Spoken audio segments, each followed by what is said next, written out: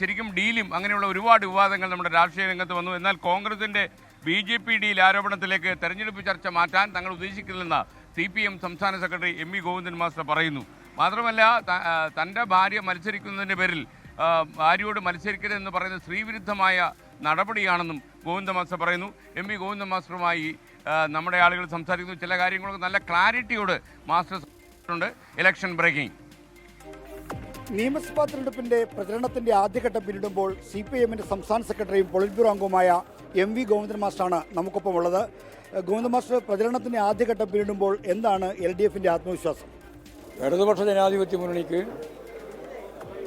വീണ്ടും അധികാരത്തിലേക്ക് വരാൻ സാധിക്കുന്ന രാഷ്ട്രീയ സാഹചര്യമാണ് പരിപക്വമായിട്ടുള്ളത്. ഇനി 14 ദിവസം മാത്രമേ ഉള്ളൂ. ആ 14 ദിവസത്തിൽ വളരെ ഫലപ്രദമായ രീതിയിലുള്ള പ്രവർത്തനത്തിലൂടെ കേരളത്തിൽ ഇടതുപക്ഷ ജനാധിപത്യ മുന്നണി നിർണായകമായ നേതൃത്വത്തിൽ വരും, വലിയ ഭൂരിപക്ഷത്തിൽ ജയിക്കും എന്നുള്ളതാണ് നമ്മുടെ മുമ്പിലുള്ള ചിത്രം. കോൺഗ്രസ് ഉന്നയിക്കുന്നതിന് പ്രധാനപ്പെട്ട അവർ പ്രചരണ രംഗത്ത് ഉന്നയിക്കുന്നത് CPM BJP ഡീൽ എന്നാണ്. അപ്പോൾ അതേപറ്റി മറുപടി പറയേണ്ട കാര്യമില്ല, മറുപടി അർഹിക്കുന്നില്ല. കേരളത്തിലെ CPIMനെയും അതുപോലെ തന്നെ ഇന്ത്യയിലെ BJPയെയും ഈ കേരളത്തിലെ മുഴുവൻ ജനങ്ങൾക്കറിയാം. ഈ BJPക്കെതിരായ അതിശക്തിയായ രാഷ്ട്രീയ പോരാട്ടം നടത്തിയിട്ടുള്ള പ്രസ്ഥാനം CPM ആണ്. ഞങ്ങളുടെ നൂറുകണക്കിന് സഖാക്കളാണ് ഇതിനു മുമ്പ് തന്നെ ഞങ്ങൾക്ക് നഷ്ടപ്പെട്ടിട്ടുള്ളത്. അതിനെ പ്രതിരോധിച്ചുകൊണ്ടാണ് പാർട്ടി മുന്നോട്ടേക്ക് വന്നിട്ടുള്ളത്. BJPയുമായിട്ട് ഡീലുണ്ടാക്കുന്നത് കോൺഗ്രസ്സാണ്. കോൺഗ്രസ് ഈ ഡീല് നടത്തുന്നതിൻ്റെ ഭാഗമായിട്ട് അത് പുറത്ത് വരാതിരിക്കാൻ വേണ്ടിയിട്ടുള്ള അഡ്വാൻസ് ആയിട്ടുള്ള പ്രഖ്യാപനമാണ് CPMുമായിട്ടാണ് ഡീല് എന്ന് പറയുന്ന തെറ്റായ അസംബന്ധമായ പ്രചാരവേല നടത്തിക്കൊണ്ടിരിക്കുന്നത്. അതിലേക്ക് ഈ ഇലക്ഷനെ മാറ്റാൻ ഞങ്ങൾ ഉദ്ദേശിക്കുന്നില്ല. ഞങ്ങൾ ഈ തെരഞ്ഞെടുപ്പിൻ്റെ ഭാഗമായിട്ട് പറയാൻ ഉദ്ദേശിക്കുന്നത് കേരളത്തിൻ്റെ വികസനമാണ്. ആ വികസന പ്രവർത്തനത്തിൽ മുഖം മാറ്റി എന്ന് പറഞ്ഞാൽ മുഖം തിരിഞ്ഞു നിന്ന UDF പ്രതിക്കൂട്ടിലാണ്. ഒരൊറ്റ അക്ഷരം പറയാൻ സാധിക്കുന്നില്ല അവർക്ക്. അതുകൊണ്ട് അവരെങ്ങനെയെങ്കിലും ഈ വികസനത്തിൻ്റെ ചർച്ച നടത്താതിരിക്കാൻ വേണ്ടിയിട്ടാണ് അവരിപ്പോഴും ഈ പറയുന്ന ഡീലൊക്കെ പറഞ്ഞ് നടന്നുകൊണ്ടിരിക്കുന്നത്. അവരാണ് കേരളത്തിൽ എല്ലാ സന്ദർഭത്തിലും പണ്ട് AKGയുടെ കാലം മുതൽ EMSൻ്റെ കാലം മുതൽ BJPയുമായിട്ട് ചേർന്ന് കോലീബി സഖ്യം ഉണ്ടാക്കിയത്. ആ സഖ്യം തന്നെയാണ് കഴിഞ്ഞ തദ്ദേശ സ്വയംഭരണ സ്ഥാനങ്ങളിൽ പോലും തിരുവനന്തപുരത്ത് 41 സീറ്റിൽ BJP ജയിച്ച സ്ഥലത്ത് കോൺഗ്രസ് 3ാം സ്ഥാനത്തേക്ക് പോയത്. മറ്റത്തൂർ പഞ്ചായത്തിൽ ഇപ്പോഴും BJPയും കോൺഗ്രസും കൂടിയാണ് ഭരണം നടത്തിക്കൊണ്ടിരിക്കുന്നത്. ഇങ്ങനെ കേരളത്തിൻ്റെ വിവിധ മേഖലയിൽ അവർ തുടങ്ങിയിട്ടുള്ളതും ഇപ്പോഴും അസംബ്ലിയുടെ ഭാഗമായിട്ട് അവർ നടത്താൻ പോകുന്നതുമായ ഈ BJP കോൺഗ്രസ് ഡീലിൻ്റെ മേലെ ജനശ്രദ്ധ വരാതിരിക്കാൻ വേണ്ടി അവർ ആസൂത്രിതമായി നമ്മുടെ കനകോലൂർ സിദ്ധാന്തത്തിൻ്റെ ഭാഗമായിട്ടുള്ള കള്ളപ്രചാരവേല അതിനെയാണ് ചുമതലപ്പെടുത്തിയിട്ടുള്ളത് VD സതീശനെ. അതാണ് ഇപ്പം കണ്ടുകൊണ്ടിരിക്കുന്ന ചിത്രം. ഈ വട്ടിയൂർക്കാവിലൊക്കെ ഇപ്പോൾ അവർ ഡീൽ ആരോപിക്കുകയാണ്. ശ്രീലേഖ B കാൻഡിഡേറ്റ് ആണെന്നാണ് മുരളീധരൻ പറയുന്ന. അത്തരത്തിൽ അഡ്ജസ്റ്റ്മെൻ്റ് ഉണ്ടെന്നാണ്. ഞങ്ങൾ ജയിക്കാൻ പോകുന്ന മണ്ഡലമില്ല. അതെല്ലാം ഞങ്ങൾക്ക് നല്ല ഭൂരിപക്ഷത്തോടുകൂടി ജയിക്കാൻ സാധിക്കുന്ന മണ്ഡലമില്ല. ആ മണ്ഡലമെല്ലാം അവിടെയൊക്കെ ഡീൽ എന്ന് പറഞ്ഞാൽ ശുദ്ധ അസംബന്ധം പറയല്ലേ. ഇവിടെ ഇപ്പോൾ യഥാർത്ഥത്തിൽ ഇപ്പം ചർച്ച നടന്നുകൊണ്ടിരിക്കുന്നത് എന്താ, ആരായിരിക്കും കോൺഗ്രസിൻ്റെ മുഖ്യമന്ത്രി എന്നുള്ളതാണ്. കോൺഗ്രസിൻ്റെ മുഖ്യമന്ത്രി സുധാകരൻ പറയുന്നു അത് ചെന്നിത്തലയായിരിക്കും. അതുപോലെ തന്നെ PJ കുര്യൻ പറയുന്നു അത് ചെന്നിത്തലയായിരിക്കും. അതുപോലെ VD സതീശൻ പറഞ്ഞു അതിപ്പം ചർച്ച ചെയ്യേണ്ടിയില്ല എന്ന് പറഞ്ഞാൽ ഇവർ തമ്മിൽ അങ്ങോട്ടും ഇങ്ങോട്ടുള്ള വലിയ പോര് നടക്കുകയാണ്. രാഹുൽ ഗാന്ധി ശക്തിയായിട്ട് പറഞ്ഞിട്ടാണ് ഇപ്പോൾ ആരും നിങ്ങൾ പറയണ്ട എന്ന് തീരുമാനിച്ചത്. ഇവിടെ 3ഓ 4ഓ ആളുകളുണ്ട് മുഖ്യമന്ത്രി സ്ഥാനത്തേക്ക്. KC വേണുഗോപാലൻ പറയുന്നുണ്ട് ഇവിടെ ഇപ്പോൾ അതിനിപ്പോൾ രാജിവെക്കുക, അത് ഞങ്ങൾ ആലോചിച്ചോളാമെന്നാണ്. അതിൻ്റെ അർത്ഥം മനസ്സിലായല്ലോ. അത് നായനാർ പറയുന്ന പോലെ അതിൻ്റെ പേര് കുന്നാംകുളത്താണ്. അപ്പോൾ ഇവരെല്ലാം മുഖ്യമന്ത്രി ആരാവണമെന്നതിനെ സംബന്ധിച്ചിടത്തോളം ചർച്ച നടക്കുകയാണ്. അവർ ചർച്ച നടത്തേണ്ടി വരില്ല.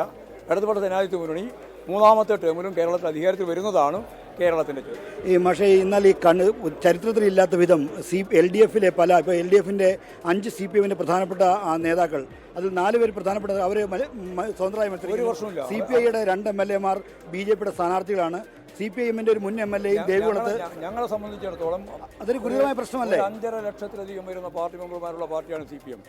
ഒരു 1.5 ലക്ഷത്തിലധികം അനുഭാവി ഗ്രൂപ്പ് അംഗങ്ങൾ രജിസ്റ്റർ ചെയ്തിട്ടുണ്ട്. അങ്ങനെയുള്ളൊരു പാർട്ടിക്കകത്ത് ഈ പറയുന്ന പോലെ 3ഓ 4ഓ ആളുകൾ അവരുടെ തെറ്റായ നിലപാടിൻ്റെ ഭാഗമായിട്ട് പാർട്ടിയിൽ നിന്ന് പുറത്താക്കപ്പെടുകയോ പാർട്ടിയിൽ നിന്ന് പുറത്തു പോവുകയോ ഒക്കെ ചെയ്തിട്ടുണ്ട്. അതൊക്കെ ഞങ്ങൾ എല്ലാ കാലത്തും ഇതിനേക്കാളത്ത് എത്ര വലിയ സംഭവങ്ങൾ കേരളത്തിലുണ്ടായിട്ടുണ്ട്. തൂക്കുമരത്തിൽ നിന്ന് ഇറക്കിക്കൊണ്ടുവന്ന നേതാവാണ് KPR ഗോപാലൻ. ആ KPR ഗോപാലൻ കോൺഗ്രസ്സുമായിട്ട് പോയിട്ടുണ്ട്. പാർലമെൻ്ററി അവസരവാദത്തിൻ്റെ തന്നെ പ്രശ്നമായിരുന്നു ഒന്നും. MV രാഘവൻ്റെ പ്രശ്നം ഉണ്ടായിട്ടുണ്ട്, ഞങ്ങൾ അതിനെ ഫേസ് ചെയ്തിട്ടുണ്ട്. KR ഗൗരിയമ്മിൻ്റെ പ്രശ്നം ഉണ്ടായിട്ടുണ്ട്, അതിനെ ഫേസ് ചെയ്തിട്ടുണ്ട്. അപ്പോൾ ഇപ്പോൾ അതുമായി താരതമ്യം ചെയ്യാൻ തന്നെ ഇല്ല. വളരെ അപൂർവം ചെറിയ ആളുകൾ തെറ്റായ നിലപാടിനനുസരിച്ച് പാർട്ടിയുമായിട്ട് നടപടിക്ക് വിധേയപ്പെട്ടു പോവുകയോ അല്ലെങ്കിൽ പാർട്ടിയിൽ നിന്ന് ഒഴിഞ്ഞു പോവുകയോ ചെയ്തിട്ടുണ്ട്. അവരെ സംബന്ധിച്ച് ഞങ്ങൾക്ക് ഒരു ഉത്കണ്ഠയില്ല. അത്തരം മണ്ഡലങ്ങളിലെല്ലാം ഞങ്ങൾ ഇടതുപക്ഷ ജനാധിപത്യ മുന്നണി നല്ല രീതിയിൽ മുന്നോട്ടേക്ക് പോകും, ജയിക്കുകയും ചെയ്യും. എന്നാലും ജി സുധാകരനൊക്കെ ഉയർന്ന ഇപ്പോൾ കൃഷ്ണപിള്ള സ്മാരകവുമായി ബന്ധപ്പെട്ട് അദ്ദേഹം ചില ആക്ഷേപങ്ങൾ ഉന്നയിക്കുന്നുണ്ട്. അത് അയാൾക്ക് ഇപ്പോൾ ഉന്നയിക്കുന്ന ഓരോ ആരോപണത്തിലും ഞാൻ മറുപടി പറയുന്നില്ല, മറുപടി അർഹിക്കുന്നില്ല. അതുകൊണ്ട് അദ്ദേഹം എന്തൊക്കെയോ പറഞ്ഞോട്ടെ, ഞങ്ങളതിന് ആരും മൈൻഡ് ചെയ്യാൻ പോകും. എന്നാലും കൃഷ്ണപിള്ള സ്മാരകത്തിനെ പറ്റിയല്ലേ പറഞ്ഞു? ഇതിനെപ്പറ്റി പറഞ്ഞാലും അദ്ദേഹം പാർട്ടിയിൽ നിന്ന് പോയി കോൺഗ്രസ് ആയില്ലേ, UDF തുപ്പിയും കൊത്തി കുത്തിയിരിക്കുന്ന കാര്യം കണ്ടില്ല നമ്മൾ. അദ്ദേഹം UDF ആയിരിക്കുകയാണ്. അപ്പോൾ വേറൊന്നുമില്ല, സ്ത്രീകൾക്കെതിരായിട്ടുള്ള അതിശക്തിയായ കടന്നാക്രമണമാണ് UDF ഭാഗം നടന്നുകൊണ്ടിരിക്കുന്നത്. കായംകുളത്തെ സംഭവം പ്രതിഭയെ സംബന്ധിച്ചിടത്തോളം തെറ്റായ പ്രചാരവേല അവരുടെ കൺവെൻഷനിലാണ് നടത്തിയത്. എന്ന് പറഞ്ഞാൽ സ്ത്രീ വിരുദ്ധ പ്രയോഗം മാത്രമല്ല, നേരത്തെ പറഞ്ഞ ആളെ അറിയാലോ, ആരാ, രാഹുൽ മാൾക്കൂട്ടത്തിലല്ലേ, നേതാവല്ലേ, ആ നേതാവിൻ്റെ അനുയായികൾ ഉൾപ്പെടെയുള്ളല്ലേ ഇപ്പോഴും സ്ത്രീ വിരുദ്ധ പ്രയോഗം നടത്തിക്കൊണ്ടിരിക്കുന്നത്. അപ്പോൾ സ്ത്രീകൾക്കെതിരായിട്ട് സാമൂഹിക ജീവിതത്തിൻ്റെ ഭാഗമായിട്ട് എല്ലാവരും തുല്യതയോടുകൂടി മുമ്പോട്ടേക്ക് വരണമെന്നാണല്ലോ ജനാധിപത്യ സമൂഹം. ലീഗ് പുറത്താക്കിയില്ലെന്നല്ല, അവരുടെ മനസ്സിൻ്റെ ഉള്ളിലെന്താണ് വിഷം എന്നാണ്. ആ വിഷം സ്ത്രീവിരുദ്ധമാണ്. ആ സ്ത്രീവിരുദ്ധ പ്രയോഗമാണ് പ്രതിഭയ്ക്കെതിരായി നടന്നത്. വലിയ പ്രതിഷേധം വന്നപ്പോൾ ഗത്യന്തരമില്ലാതപ്പോൾ അവർക്ക് പിടിച്ചു നിൽക്കാൻ വേണ്ടി അവർ നടപടിയെടുത്തു എന്ന് പറയുന്നത് മാത്രമേ ഉള്ളൂ, വേറെ ഒരു കാര്യമില്ല. പക്ഷേ ഇവരുടെ മനസ്സ് ഇതാണ്. മാഷിൻ്റെ തട്ടകമായ തളിപ്പറമ്പിലും പയ്യന്നൂരിലുമൊക്കെ ഇപ്പോൾ വിമതരുണ്ട്.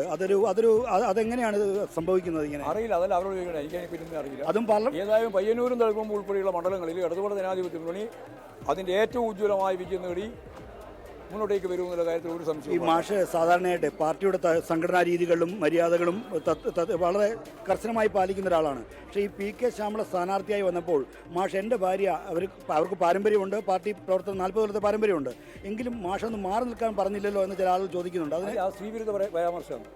അതുപോലെ അങ്ങനെ പറഞ്ഞാൽ സ്ത്രീവിരുദ്ധമാണ്. ഭർത്താവ് പറഞ്ഞാൽ ഭാര്യ മാറണമല്ലോ, അങ്ങനെയല്ലേ ധ്വനി? അതൊന്ത് പരാമർശ? അത് സ്ത്രീവിരുദ്ധമായതുകൊണ്ടാണ് അങ്ങനെ നിലപാടെടുത്തത്. ജനാധിപത്യപരമല്ലേ സമൂഹം, അവർ അവരുടേതായ രീതിയിലല്ലേ പ്രവർത്തിച്ചുകൊണ്ടിരിക്കുന്നത്. ഞാൻ എൻ്റെ രീതിയിൽ പ്രവർത്തിക്കുന്നു. ഞാൻ അടിച്ചേൽപ്പിക്കേണ്ടതാണോ ഏതെങ്കിലും സ്ഥാനമോ അല്ലെങ്കിൽ സ്ഥാനമില്ലായ്മയോ? അല്ല, എൻ്റെ പിൻഗാമിയായി ഭാര്യ കമ്മ്യൂണിസ്റ്റ് പാർട്ടിയിൽ പിൻഗാമിയൊന്നും ഇല്ല കേട്ടോ. അവസാനമായിട്ട് ഈ നമ്മുടെ വികസന പ്രശ്നങ്ങളെ, ഈ വിവാദങ്ങൾക്കിടയിൽപ്പെട്ട് വികസനമടക്കമുള്ള അല്ലെങ്കിൽ കേരളത്തെ ബാധിക്കുന്ന പ്രശ്നങ്ങൾ ഓരോ നിമിഷവും ആ വിഷയം ജനാധിപത്യ മുന്നണി അവതരിപ്പിക്കാൻ പോകുന്നത് ഈ വികസനം തന്നെയാണ്. വർഗീയതക്കെതിരായിട്ടും വികസനത്തിൻ്റെ ഭാഗമായിട്ടുള്ള കാര്യങ്ങളാണ് പാർട്ടി കൃത്യമായിട്ട് ജനങ്ങളുടെ മുമ്പിൽ അവതരിപ്പിക്കാൻ പോകുന്നത്. അതാണ് ഞങ്ങളുടെ ഉന്നം.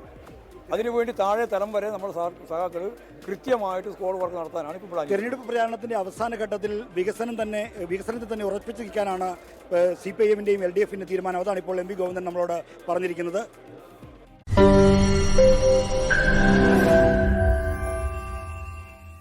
ലോകത്തെവിടെയായാലും ഏത് സമയത്തും 24 വാർത്തകളും ഓഗ്മെന്റഡ് റിയാലിറ്റി പാക്കേജുകളും എക്സ്പ്ലെയിനറുകളും വിശദമായി കാണാൻ ഞങ്ങളുടെ YouTube ചാനൽ നിങ്ങൾക്ക് സബ്സ്ക്രൈബ് ചെയ്യാം.